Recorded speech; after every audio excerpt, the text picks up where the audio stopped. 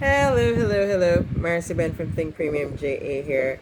I guess it's a little bit of a story time, but this is really just some insight for entrepreneurs, something I had to learn the hard way, especially as I was growing my business and really setting boundaries for myself, is the importance of having a contract in place before you start doing work for a client.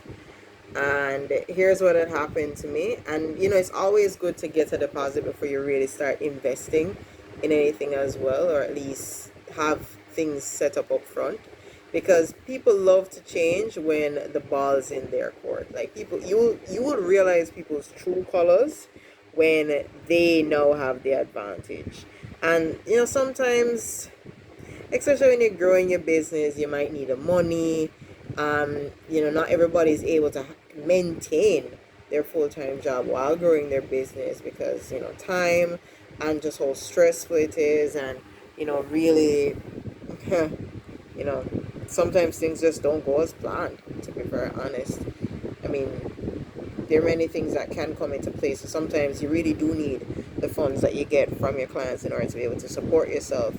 And something that I had to understand is, so if you don't have a contract in place, you run the risk of having unclear terms and expectations. Now, without a contract, right, and like having the terms in the agreement being specified, like the scope of services, payment terms, deadlines, yeah, trying to find my lighting, deadlines, and other important details, it might be unclear, or things might be very open to interpretation, which is usually where things go wrong. So, and it's because of that, no, it leads to misunderstandings, because I might say, oh, but I never told you that. Or I might tell you that, hey, but I told you up front that I can't do that. If it's not in black and white, um, anything might look different when it comes to light. And this is something I'm consistently learning. Now, I am a very kind-hearted person. I love giving people the benefit of the doubt. But this is something that has bitten somebody like me, and it's yeah, it's not a fun thing. It's not a fun thing. And some people really do take advantage of you. I mean, I remember when. Well, let me get further down into the points I can talk about it. But I had a particular service being offered where I had to use a space at a location, and I ran into some issues financially when I had to leave my 9 to 5, and I couldn't stock. I couldn't stock anymore. Like, it was just too much gas. Everything was going up. Every time I went to get items, it increased in terms of price, to the point where even like buying the stuff in bulk didn't even make sense from a location, because one, the location wasn't really that much more cost effective either, and with travel costs alone, it would have just been way more easier to just get it retail at a supermarket. And it just wasn't adding up anymore. Plus, I wasn't interested in doing it that way. God was really trying to call me into doing it a different way. So it was hard. And I swear, I had the hardest time getting out of a location. I literally seized what I was using to deliver my service, and it was one big messy ordeal. Like, I had to write everybody, copy all of the departments for them to eventually settle on a price, which I didn't really agree to, but just to get my stuff out, I got out because I was waiting on this MOU thing, and it never came through. Even though I shared a contract, nobody signed anything. And when I had the thing, I had to have somewhere to put it, so I put it in the location. Silly me, I should have waited until after I'd gotten the thing signed or cancelled when I looked and I didn't see the item, see the document signed. Instead, they kept on saying that they were going to do a MOU, because I'm a small business. I got that kind of, I got the business. So, yeah, especially as a growing business owner, try and have things in place. And sometimes, honestly, I'm going to say this, as much as the Romans chapter 8 verse 28 does come in effect, all things work together for the good of those who love the Lord and live according to his purpose. I can also say this: sometimes no business is better than bad business. And if you look and see that somebody's making certain moves before certain things start to happen, you really want to ensure that unless you have things in writing, you just pull out. And some things you just won't know until you get involved with certain people. It does happen. You can't know everything, right? Which is why you really want to put things in God's hands. Unfortunately, I don't think I ran the entire thing through with God. So, that reached me as well. And which brings me to another point. Not having a contract in place means that you don't really have any legal protection. So it's because I didn't have a contract in place when my item got seized. I mean, yeah, I could call an attorney, but I mean, they didn't sign anything. So there wasn't really a binding agreement in place, which means that even though I would have outlined the obligations and expectations for both sides, you can't really enforce an agreement unless both people sign the agreement.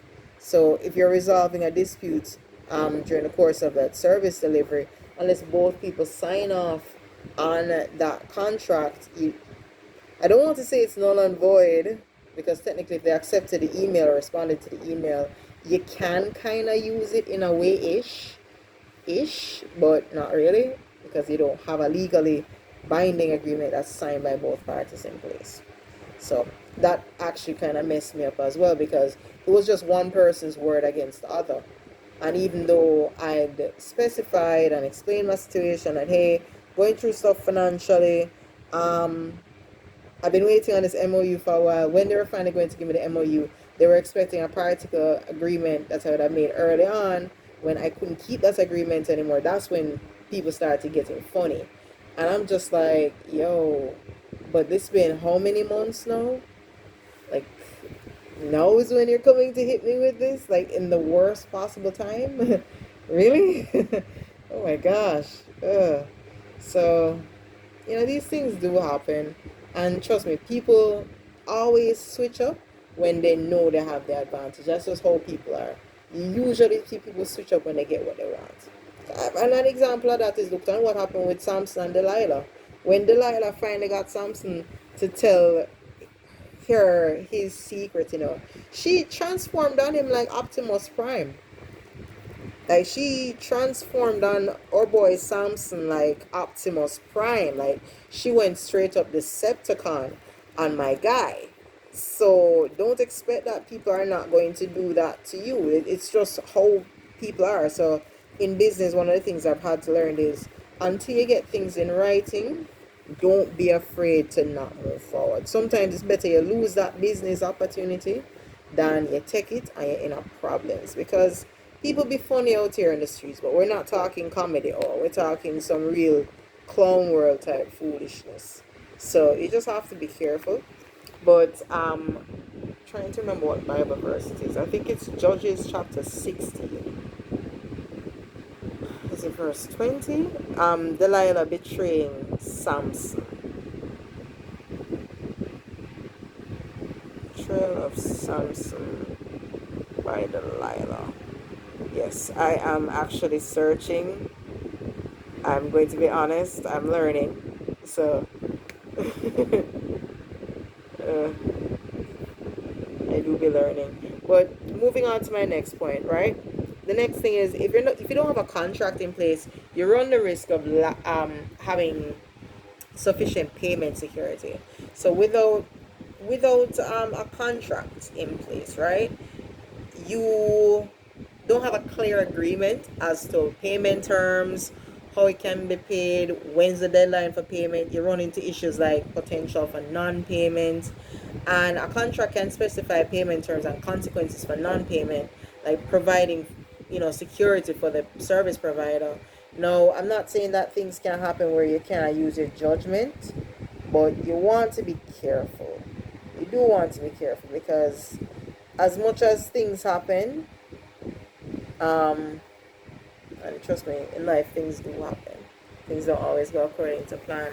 You don't want to step over your own boundaries, and this is something that I've had to learn as well. So it is what it is. You just have to be careful out there when you're doing business, and just continue to pray, and just pray for God's intervention and discernment, and specify things in writing, because sometimes, especially where business is concerned, what's not said does tend to be used against you, and everybody nice. You really don't want to be in a position where you need the money and because you're in a bad situation, you have to take a deal that you can't walk away from. And contracts do help to protect that. Another thing is you don't have any liability protection if a contract's not in place. Now, contracts can help both parties from liability by, specifying the extent that each party has in terms of the responsibility and liabilities in the agreement. So if there's no document in place to say that one party is responsible for this and this, another party is responsible for that. If there are any damages or loss that aren't clearly defined,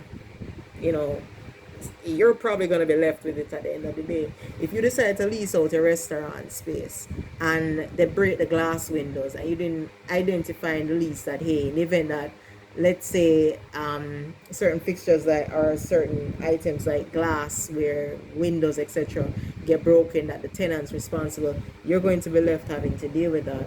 And you potentially might have loss of income as well, because if, let's say, the windows is essential for operation and the windows out of use, a client might leave, you're left with the bag and you have to go fix it, and you also lost out on potential rent or income coming in. So that's something. You also run the risk of difficulty in resolving disputes. So without a contract, resolving disputes can be challenging. There's no clear agreement on how to address disagreements or breaches in the agreement. So a contract can provide a framework for resolving disputes, such as like a thorough mediation or arbitration. So in the event, let's say a customer decides to not pay rent for a long time, what do you do in that case? At least if you had a contract in place, you can kind of negotiate it to see how best you can get things moving. But without a contract in place, it kind of changes things around. So it makes it a lot harder for you to enforce certain policies because there's just no contract in place. You don't have a leg to stand on. It is what it is. So, really having a contract in place while you're starting a service can come with a lot of risk and uncertainties, like unclear terms, lack of legal protection, payment issues, liability exposure, difficulties in resolving issues, and really just a lot of stress and unnecessary heartache. And trust me, being an entrepreneur is challenging enough. The last thing you want to deal with is a customer switching up on you like Optimus Prime when they have the handle and you have the blade. It's not a nice feeling. Because trust me, when they chop you, that chop is real. Anyway, I hope this helps somebody, and I hope you don't repeat some of my more costly mistakes, because that was a whole ordeal. Like, trust me, honey, sit down with me. I'll tell you things. You will understand why my faith in God really, really grew. Anyway, if this really added value to you, comment down below and say contracts are essential. Yes. Shout out to all the attorneys who might be watching. Again, Mara Seven from Think Premium JA. Have a wonderful day. Like, share, comment, and subscribe. And remember to never stop dreaming. Bye-bye.